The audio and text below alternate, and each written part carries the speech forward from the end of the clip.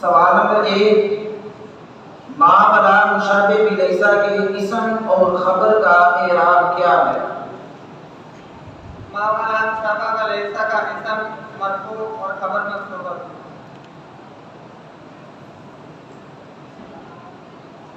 سوال نمبر 2، اس میں اشارہ کی تعریف مع مثال ذکر کریں۔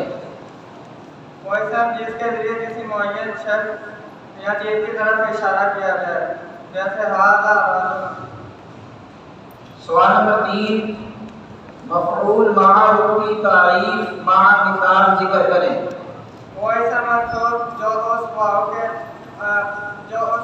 بعد ہے جو مع کے معنی میں ہو اور اس ذات پر دلالت کرے جس کی جمعیت میں فعل ہوا ہے۔ جزاکم اللہ خیرا۔